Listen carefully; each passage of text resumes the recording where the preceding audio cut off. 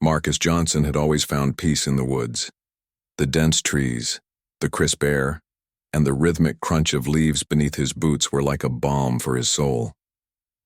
A 34-year-old carpenter from Atlanta, Marcus spent most of his days working, with his hands, crafting furniture, fixing cabinets, or helping neighbors with home repairs.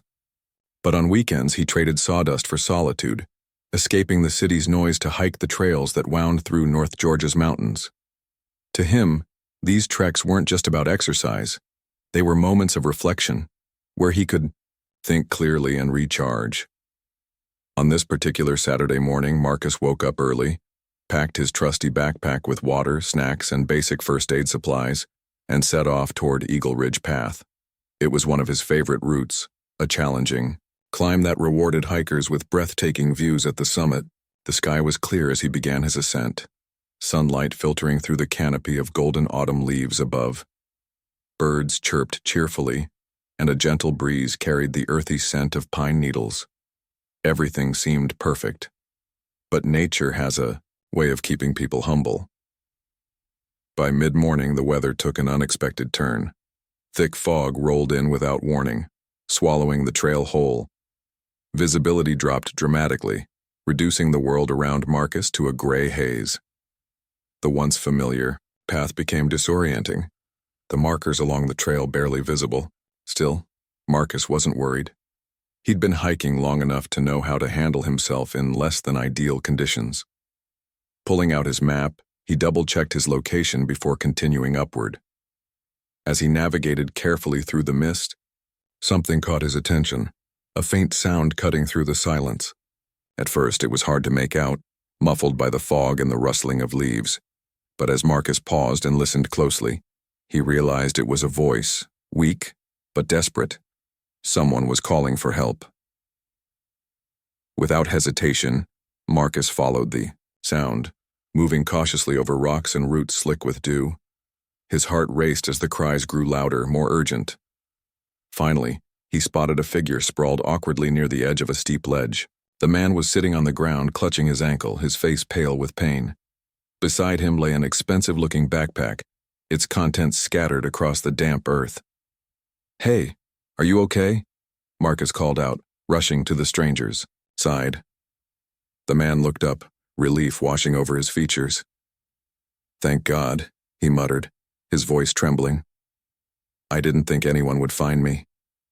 Up close, Marcus could see that the man was dressed in high-end outdoor gear, brand name boots, a sleek jacket, and a watch that probably cost more than Marcus's monthly rent. Despite his fancy attire, there was no mistaking the panic in his eyes. He introduced himself as David Langston, explaining that he'd twisted his ankle badly while trying to navigate the trail alone. Without proper hiking experience, he'd quickly become lost when the fog set in. "I'm not sure I can walk," David admitted, wincing as he tried to shift his weight. "And I have no idea how to get back down." Marcus nodded calmly, already assessing the situation. "Don't worry. We'll figure it out." Though he didn't say it aloud, Marcus knew they were in a tricky spot. The trailhead was still miles away, and David's injury meant they wouldn't be able to move quickly. With the fog showing no signs of lifting, every step forward would require focus and caution. Kneeling beside David, Marcus examined his swollen ankle. "Looks like a bad sprain," he said. "We need to stabilize it before we try moving." Using items from his own pack, a bandana, some sturdy sticks, and duct tape, Marcus fashioned a makeshift splint. As he worked, he kept up a steady stream of reassurance, telling David that they'd get through this together. David watched in awe as Marcus moved with quiet confidence. "You're really good at this," he remarked. "Do you do this kind of thing often?" Marcus chuckled lightly. "Not exactly, but I've been hiking for years, so I've picked up a few tricks along the way. Plus, I'm used to working with my hands. I'm a carpenter back home." The comment sparked curiosity in David. "A carpenter, huh? That must be rewarding." "It is," Marcus replied. "There's something special about creating something with your own two hands. And honestly, it keeps me grounded. Life gets complicated sometimes, but when I'm building something, everything feels simpler." Their conversation continued as Marcus finished securing the splint. David shared bits and pieces of his own story, how he'd recently stepped back from running his business to take a break and reconnect with himself. He mentioned being in tech but glossed over the details, perhaps sensing that Marcus wouldn't care much about corporate jargon. Instead, he asked questions about Marcus's life, genuinely interested in the struggles and dreams of someone whose existence seemed so different from his own. By the time Marcus helped David to his feet, the fog had thickened even more, making the descent feel like stepping into a dreamlike void. Every step required concentration, every movement deliberate. Yet despite the challenges ahead, both men felt a strange sense of camaraderie. They were strangers brought together by circumstance, bound now by the shared goal of survival. Neither Marcus nor David could have predicted what this encounter would lead to. For Marcus, it was simply another day of doing what he believed was right, helping someone in need. For David, it was a moment of profound clarity, a reminder of the humanity he sometimes forgot existed outside the boardrooms and billion-dollar deals. Little did they know, their lives were about to change in ways neither could imagine. And so, with Marcus leading the way and David leaning heavily on his arm, the two men began their slow journey back toward safety, each step carrying them closer to a future neither could foresee. The descent down Eagle Ridge path was anything but easy. With David's ankle injury slowing them down and the thick fog obscuring their vision, every step felt like a gamble.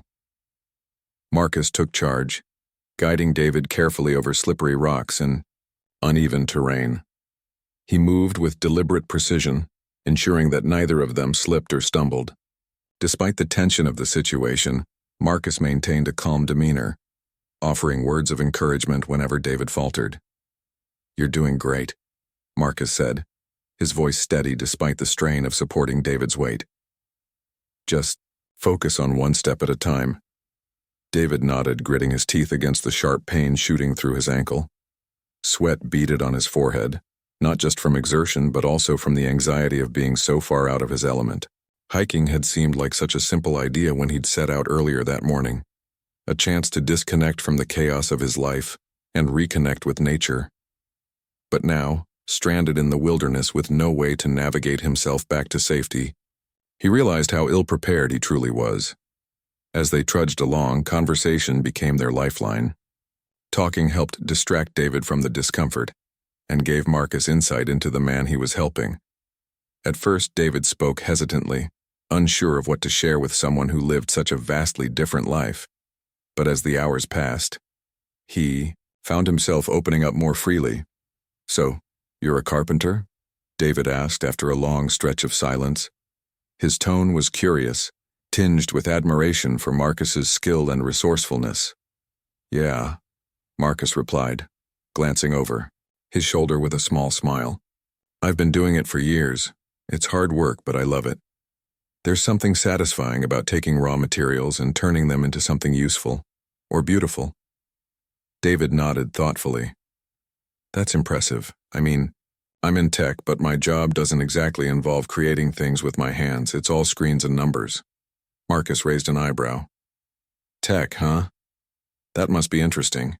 What do you do?" David hesitated, then shrugged. "Let's just say I help companies solve problems using software. Nothing as tangible as what you do, though." He didn't elaborate further, perhaps sensing that Marcus wouldn't recognize or care about the name of his company. Instead, David turned the focus back to Marcus. "What made you get into carpentry?" Marcus chuckled softly. "Honestly, it was kind of an accident. Growing up, we didn't have much money, so if something broke around the house, I had to figure out how to fix it myself. Eventually, I got pretty good at it. When I was old enough, I started taking on odd jobs, building shelves, repairing furniture, and it just stuck. Now I mostly do custom pieces for clients." "That's amazing," David said sincerely. "Do you enjoy it?" "Most of the time, yeah," Marcus admitted, "but it's not always easy. The pay isn't great, especially when you're trying to keep up with bills and save for the future. Sometimes it feels like I'm barely staying afloat." David frowned. "That sounds tough. Do you ever think about doing something else?" Marcus shook his head. Nah, this is who I am. Besides, I've got dreams I'm working toward. Someday I want to open a community workshop, a place where kids can learn practical skills like woodworking, design, and even coding. A lot of these kids don't have access to opportunities like that, and I think it could make a real difference. David's eyes widened slightly. That's ambitious and inspiring. Have you started planning it yet? Not really, Marcus admitted with a wry grin. Dreams are free, but making them happen costs money. Right now, I'm just trying to keep my head above water. For a moment, neither of them spoke. The only sounds were the crunch of leaves underfoot and the distant rustle of wind through the trees. David seemed lost in thought, processing what Marcus had shared. Though they came from completely different worlds, there was something deeply relatable about Marcus's story.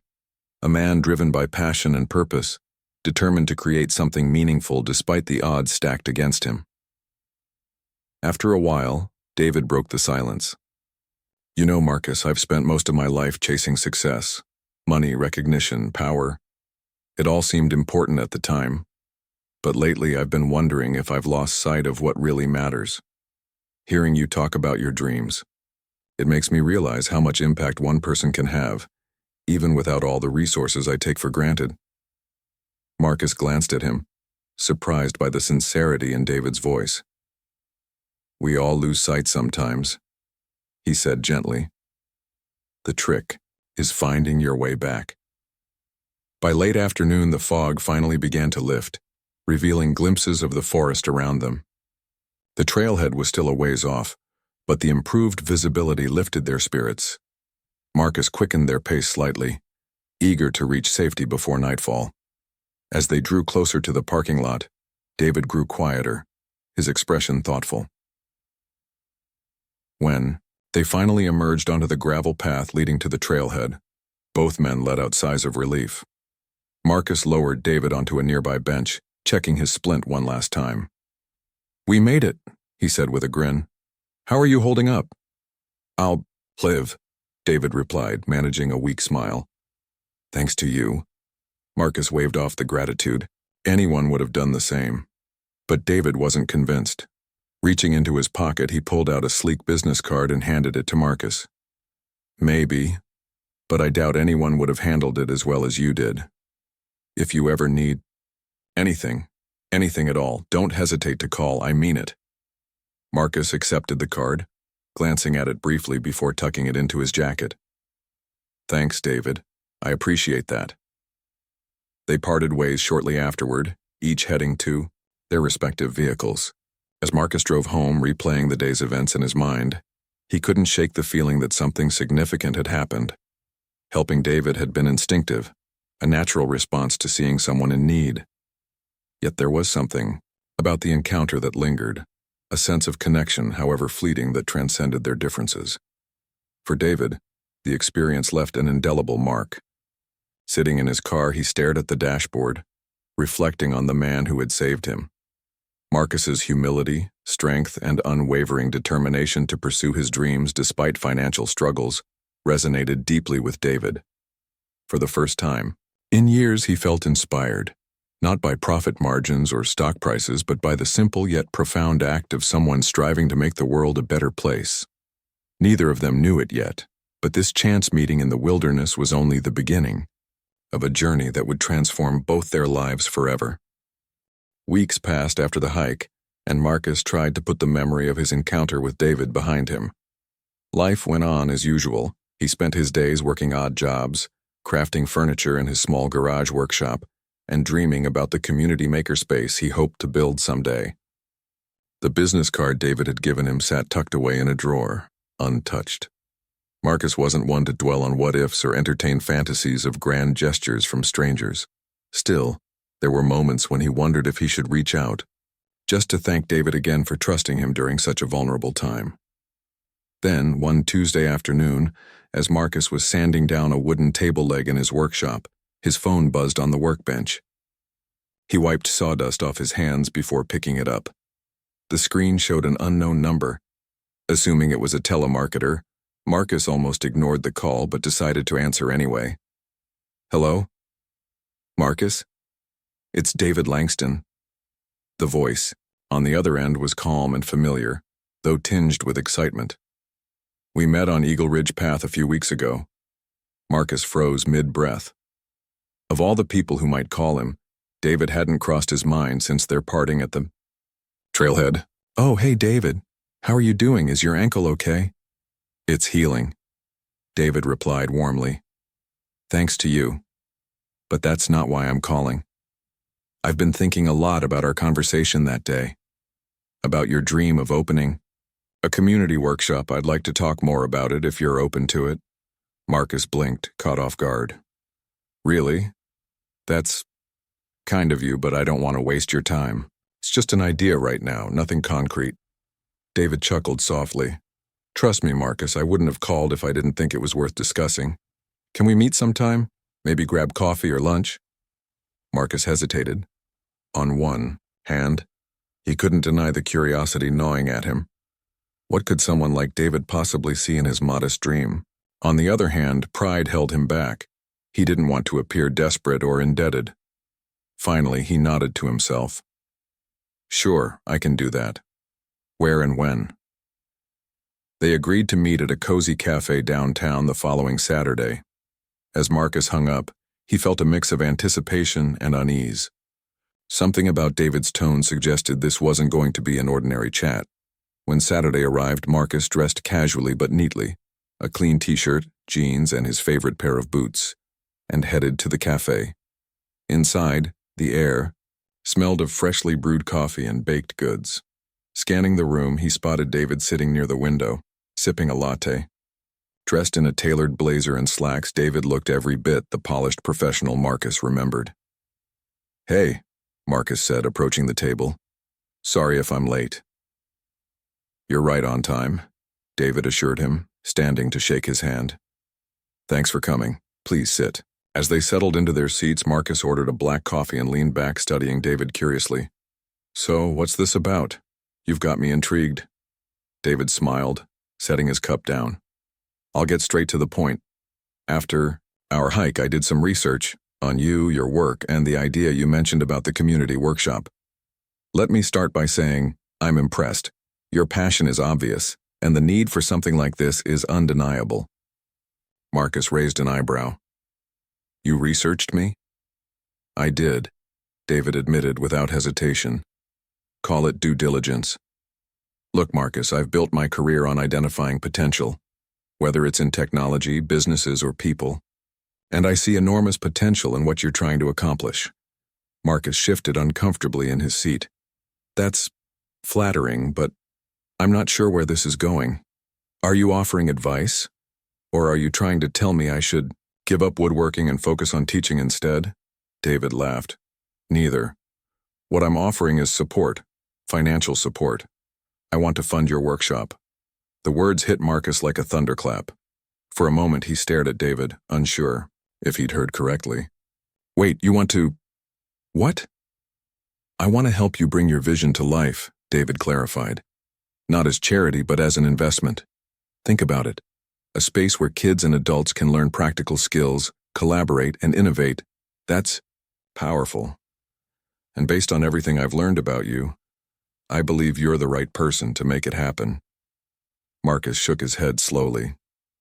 "David, I appreciate the offer. I really do.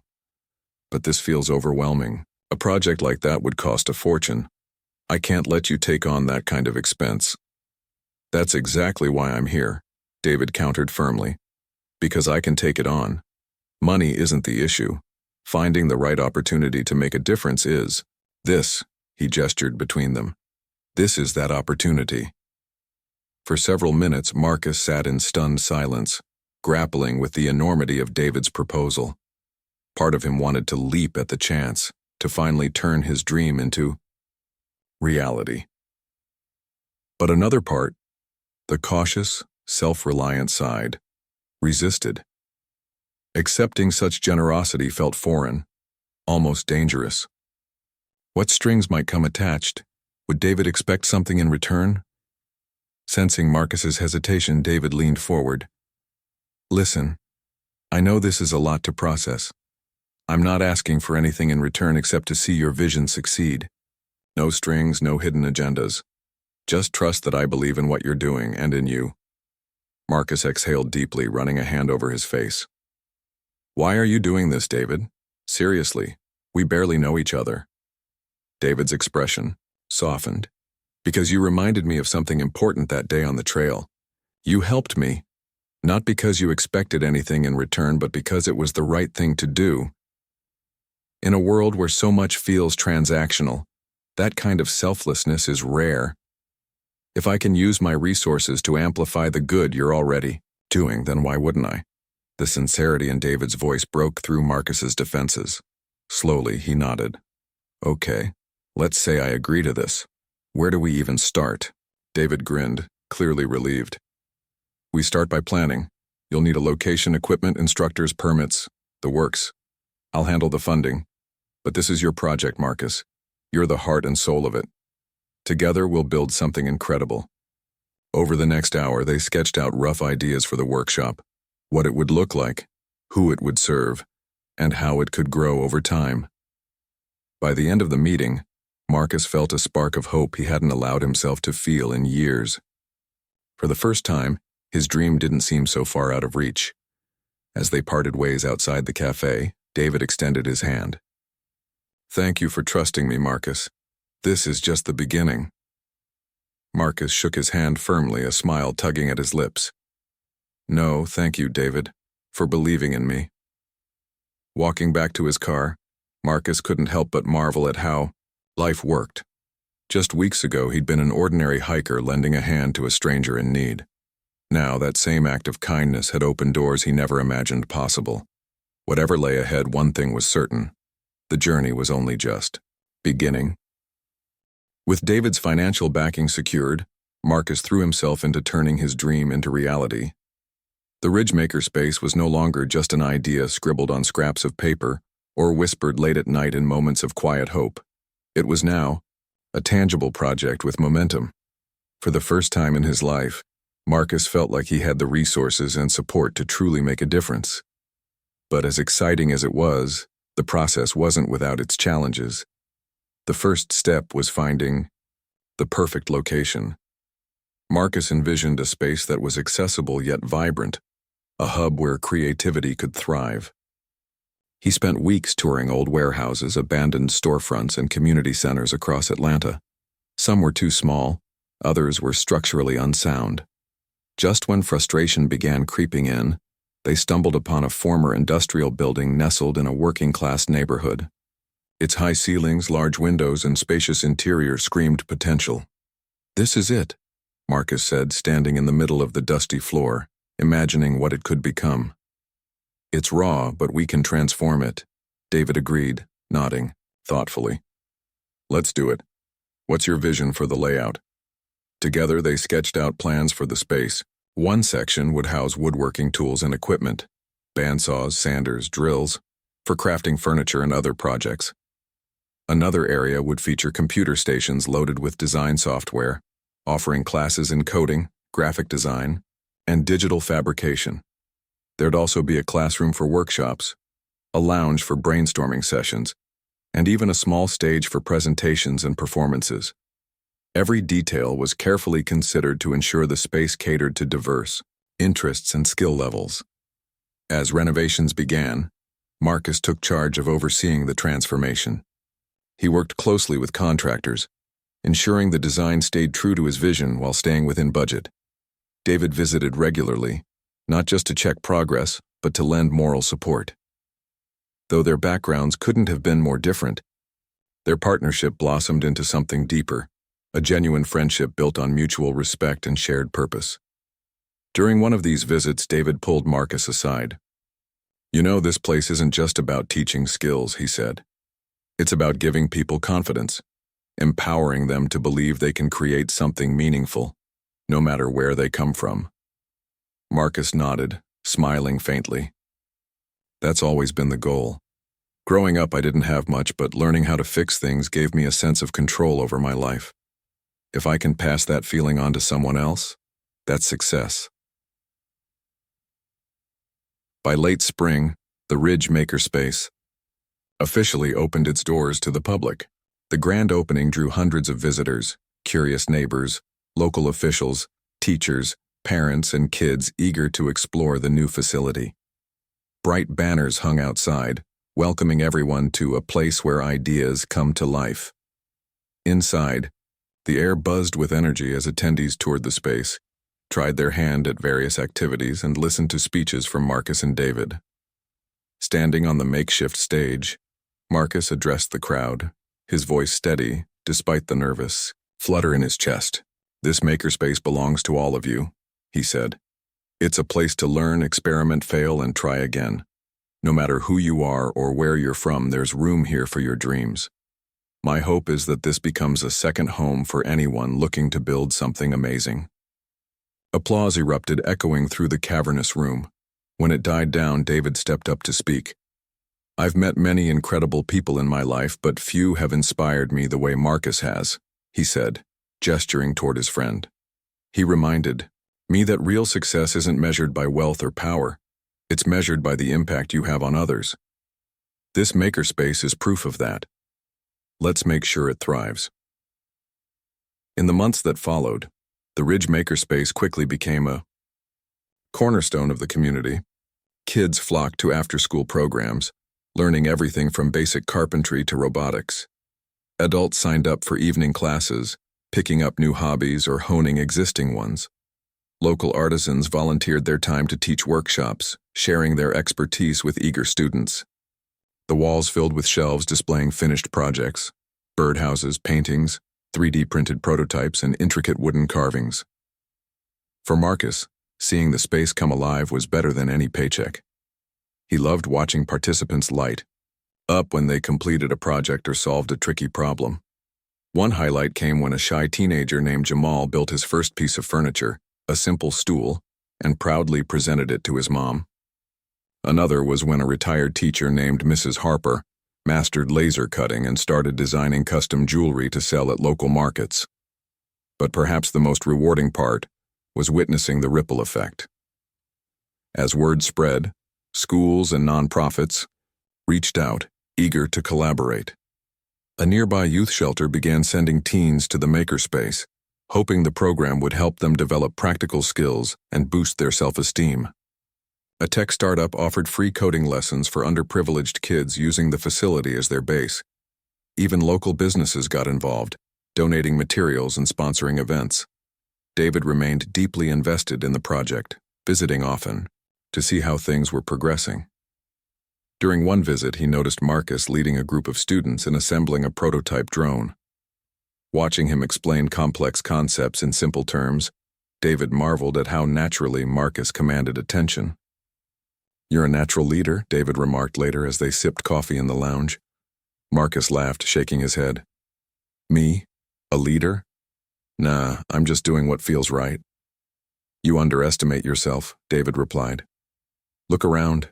Marcus, this entire operation runs because of you. People trust you, they listen to you, that's leadership." Though flattered, Marcus shrugged off the compliment.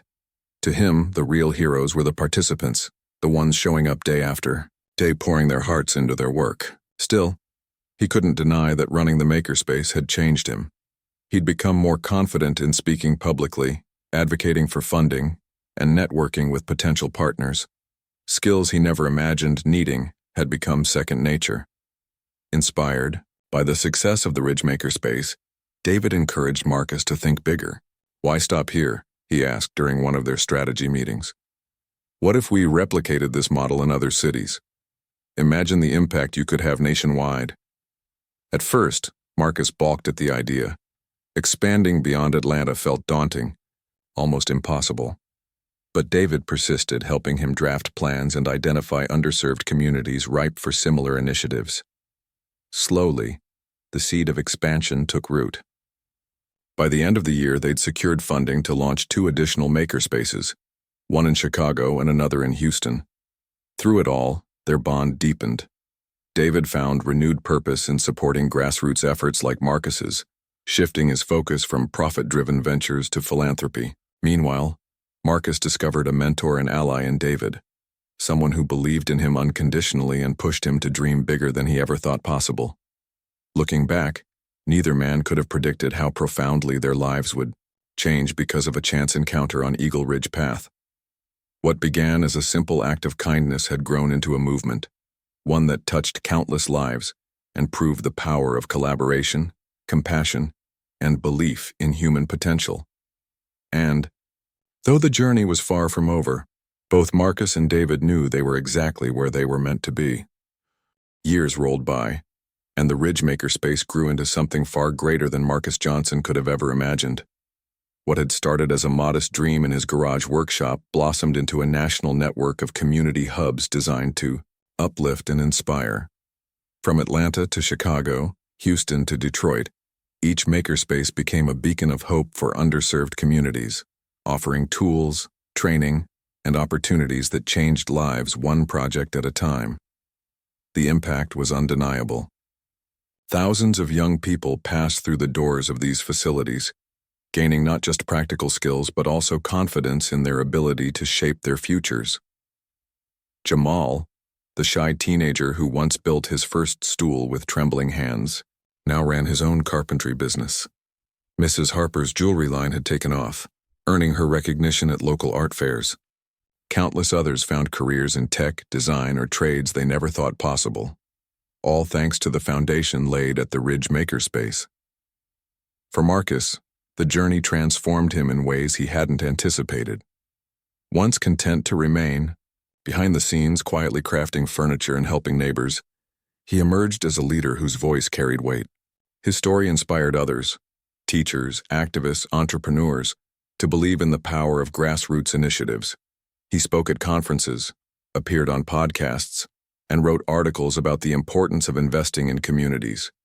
Yet despite his growing fame, Marcus remained grounded, always crediting the participants and volunteers for the program's success.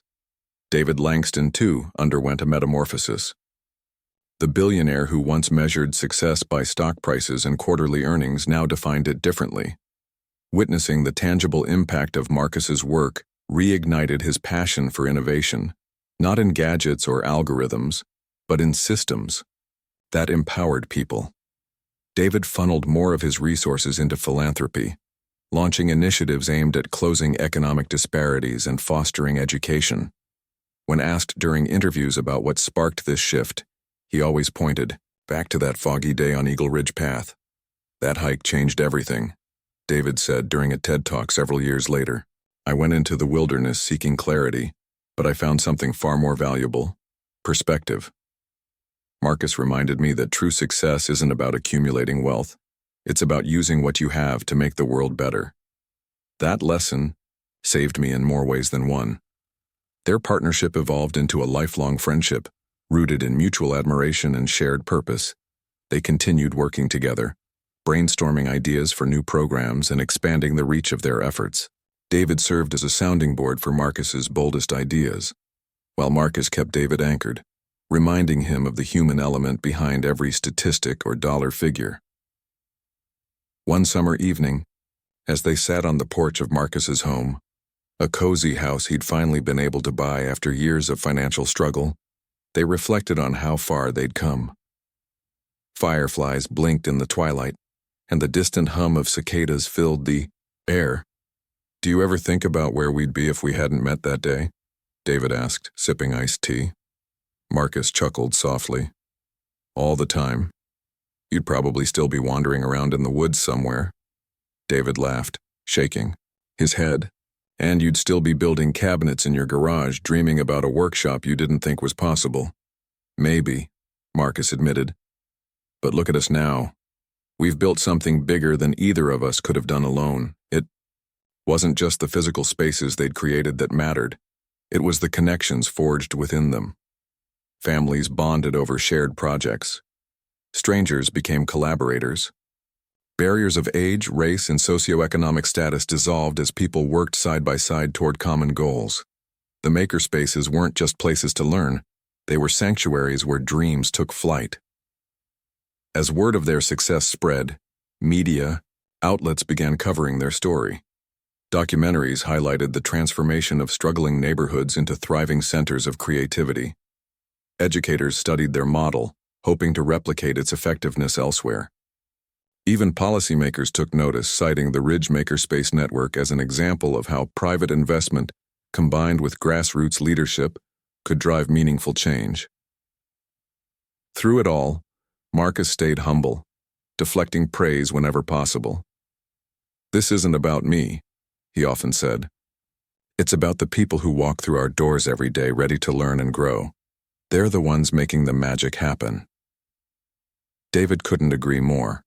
For him, the experience reaffirmed the value of humanity in an increasingly transactional world.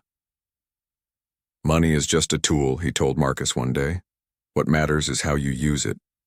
And seeing what you've done with my support, it's made me realize that generosity isn't about giving, it's about creating opportunities for others to shine." By the time they celebrated the 10th anniversary of the Ridge Makerspace, the organization had become synonymous with empowerment and innovation. Alumni returned to share their stories, many bringing their own children to enroll in classes. Local leaders hailed the initiative as a blueprint for community revitalization. And Marcus and David stood side by side, watching the legacy they built continue to flourish. In the end, their story served as a testament to the power of kindness, courage, and collaboration. What began as a simple act of saving a stranger on a foggy mountain trail grew into a movement that touched countless lives. It proved that even the smallest gestures, a helping hand extended, a belief in someone's potential, could ripple outward, changing the world in ways no one could foresee. As Marcus looked out over the bustling crowd at the anniversary celebration, he felt a deep sense of gratitude, not just for David's support, but for the journey itself. Life had taken him places he never dreamed of, teaching him lessons he'd carry forever. Turning to David, he raised his glass in a quiet toast. "To second chances," Marcus said with a smile. David clinked his glass against Marcus's. "And to partnerships that change lives." They drank in silence, knowing full well that their story was far from finished. There were still trails to blaze, ideas to explore, and lives to transform. But for now, they allowed themselves a moment to savor the beauty of what they'd built, together, a legacy of resilience, compassion, and boundless possibility.